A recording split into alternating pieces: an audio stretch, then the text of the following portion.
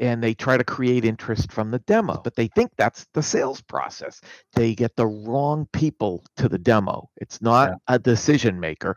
And the outcome of the demo is that that person who was demoed to gets to, this is nice to have. And the salespeople spend all their valuable time chasing prospects that aren't going to get any further than this is nice to have.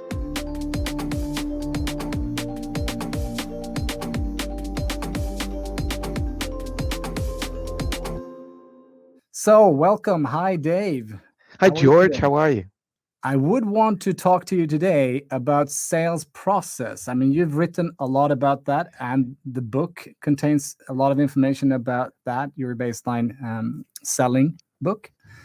So, why is that so important, do you think? Why is sales process so critical? That's a fantastic question, especially now. If we put it in the context of where we are in spring of 2020 with a sluggish economy that everyone's going to have to dig out of in a hurry, it's going to require three critical skills. One is that salespeople must be able to sell value, because Yeah. companies are going to be squeezing them for price, and there's just not going to be any margin to give away. Everybody's going to have to maintain margin. So value will be at the top of the food chain for sellers. And in order to sell value, it requires that salespeople be able to be effective at taking a consultative approach. And we know only 15% of all salespeople are any good at that. And the third thing it's going to require is that salespeople can qualify thoroughly and effectively, so that they're not wasting their time on opportunities that they're not going to win. And in order to take a consultative approach which supports selling value and thorough qualifying, it's going to require a sales process that incorporates all three of those things in a meaningful, articulate way. And by articulate and meaningful, I mean the sales process is properly staged Uh-huh. and that it's properly sequenced. And I think people get today that sales process is important, but I don't think they understand the importance of staging and sequencing. So, can I Eh, pause you there, Dave? So, I remember first I attended one of your trainings on sales process. And you said early on in the training that it has to be, I think you said, staged and milestone based. Yes. And I remember back then I was wondering, okay, I've never heard anyone say that in that way. So how could you describe in another way? Because I think a lot of people, when they think about sales process, they think about the drop down list in their CRM, right? So what do you mean by staged and milestone based? Well, staged makes it comparable to CRM. It's the thing that ties sales process to CRM, and that and you can call the stages whatever you want, but probably the four most generic stage names would be suspect, prospect, qualified, and closable. So Mhm. if we had a four-stage process, and a process could have more stages, it could have fewer stages, but four is pretty standard. It's a best practice.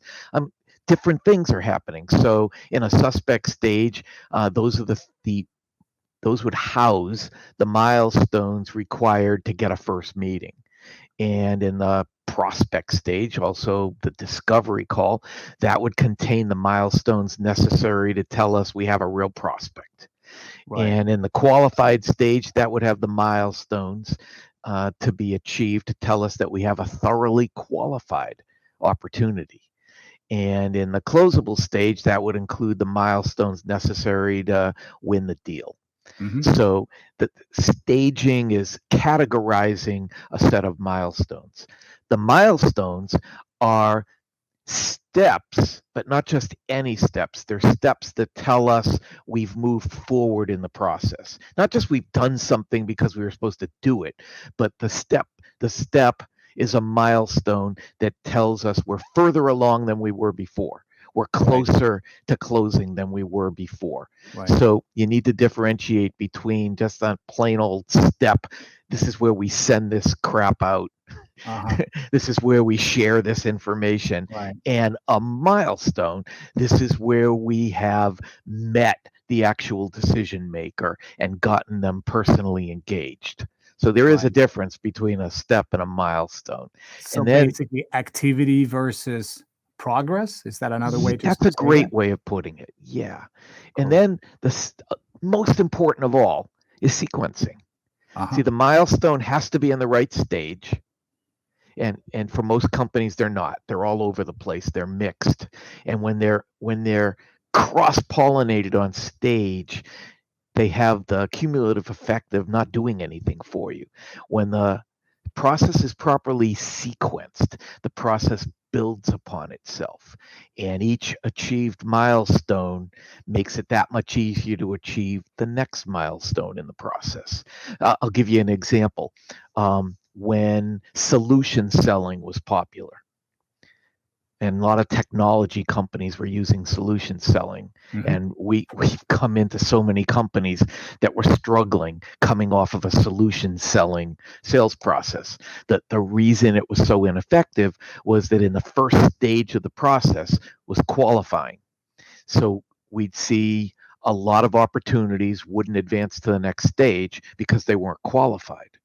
But they weren't qualified not because they weren't really qualified. They weren't qualified because the prospect didn't want to answer the qualifying questions, because at that point in the process they hadn't decided that this was important enough. They Hmm. had no incentive to go through qualifying. So qualifying can't be an early stage, and that's another issue with top of the funnel inside salespeople that some companies call BDRs, or business development reps. They're using that antiquated BANT formula, and they're trying to pre-qualify leads for salespeople. But people don't want to be qualified before they know they want to buy something. So they won't answer the questions. And it doesn't mean they're not a good process. It just means that we've jumped the gun. We're out of sequence. We're out of sorts. And we're Right. not doing ourselves any favors. How about methodology? How does sales process and methodology differ? What's the difference between the two, and how do they work together? So if we're aligned on what sales process is, stages and milestones, Uh-huh. then methodology is how we get from milestone to milestone and stage to stage. It's the kind of conversation we need to have to move the process forward. So this can be your approach. This can be the kinds of questions you would ask. This would be the kind of conversation you would expect to have. This could be modeling what a good prospect sounds like at this stage of the call versus what a bad prospect sounds like at this stage of the call. But it's a mutual understanding as to what we should be saying to each other and asking to each other as we advance the process. So how do you where do you see people falling down on these two topics of process and methodology? I think it's the same for both. They wing it. They Hmm. do what comes naturally to them. They do what feels comfortable. They do what they've always done. They do what they were taught. And what were they taught? Talking points, features, benefits, company history. So they just dump everything they know, and then they expect the prospect to go, wow, that's fantastic, let's do this. Or for a technology sale, they make the first stage a demo, and they try to create interest from the demo. And that's okay. You can use a demo as a marketing tool to generate interest, but they think that's the sales process. Do a demo. And what ends up happening is that they get the wrong people to the demo. It's not Yeah. a decision maker, but it's an interested party. Someone who And downloaded a white paper. yeah, and the outcome of the demo is that that person who was demoed to gets to, this is nice to have. This is cool. I Hmm. like it. But they haven't gotten them to must have, because they haven't done a discovery call and found out what's going on that this particular software might be a solution for. Right. So, with it only being nice to have, there's no compelling reason for that person to get the decision maker engaged or to get the money authorized to spend. And that's why so many technology companies get all these opportunities into the funnel, and the stuff just plain freaking dies after the demo step, and the salespeople spend all their valuable time chasing prospects that aren't going to get any further than this is nice to have. So how many stages have you seen in the most worst designed sales process you've encountered? 8. 8 Eight, not more than stages. eight. Okay. No, I haven't seen more than 8 stages, but Uh-huh. I've seen processes with generally not too many milestones, but with too few milestones. Right. 5 milestones, 7 milestones, and a good solid sales process is probably going to have 15 to 20 milestones in 4 stages, Right. an average of 4 to 6 milestones per stage. Yeah, I've seen processes with not at least, but at most 22 stages. Stages? Yeah, but I mean, the reason why is that you can't really represent milestones in a good way in a traditional CRM. So the workaround is sometimes to create more stages. But yeah, that's horrifying to see.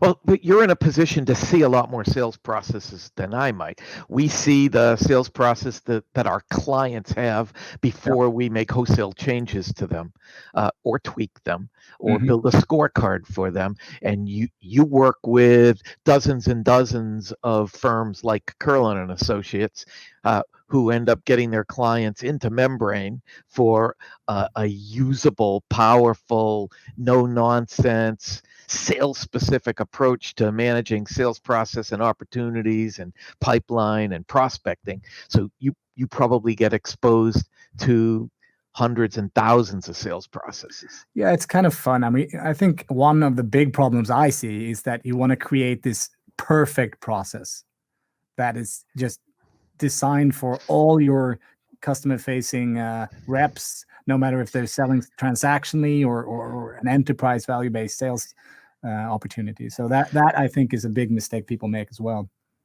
Yeah, so for a lot of our clients, we build multiple processes. Yeah. The process that this group uses Uh-huh. is different than the process this group uses. For example, let's say we're selling to 3 different verticals. We're selling to large retail big box stores is one of Yeah. our channels. Small specialty boutique retailers is another channel. And then contractors is a third channel. And then direct to end users is a fourth channel. And then a fifth channel might be distributors. Yep. So while the processes won't be completely different and there'll be shared steps, there are going to be nuances for each of those target audiences that are going to be different. Yeah. Yeah, and it's also interesting if you look at how you will analyze the data. If you're going to be comparing win rates and deal sizes, you don't want to mix and match to different sales approaches because That's right. it'll be wrong. Exactly. Cool, super. This has been very helpful. Great to It's have you fun. on. I love your new platform for doing interviews too. Yeah. You're the early adopter on this new platform. So I thanks for love that. being an early adopter.